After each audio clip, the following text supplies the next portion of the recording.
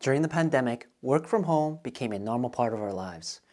Companies are now in the process of arranging for their staff to return back to the office.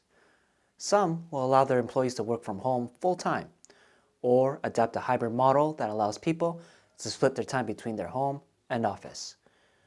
What if you are one of those people being told to work 100% in the office? You've experienced remote working and you want to continue with it. Find what you need to do in order to successfully ask and negotiate with your boss to work from home.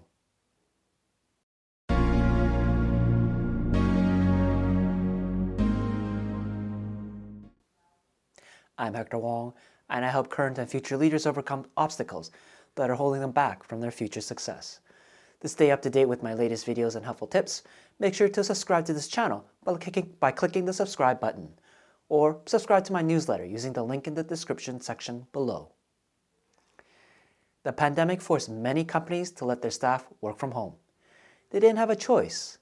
Luckily, working from home allowed a large number of people to be more productive, and it gave them a large degree of flexibility. Instead of taking time out of work or rushing home from the office at the end of the day, we could deal with our personal needs and responsibilities without significant interruption.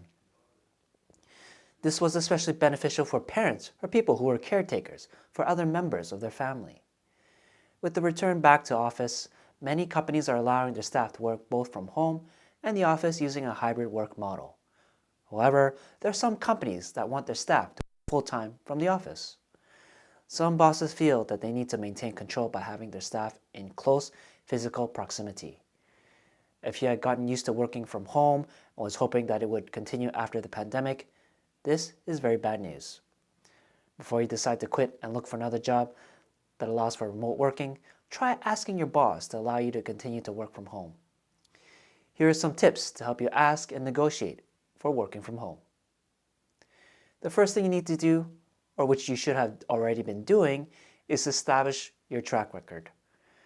While you were working from home during the pandemic, you need to have been demonstrating behaviors that indicated how productive you were and the results you achieved.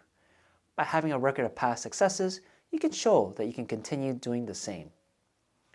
I have a list of metrics on hand to support your case, such as project successes, customer feedback, or revenue generated.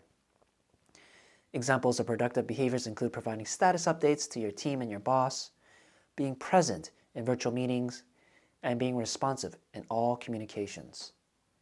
Think of all these things like items in a resume. Your past history is interpreted as potential future successes you can bring to your employer. Second, be prepared to handle objections.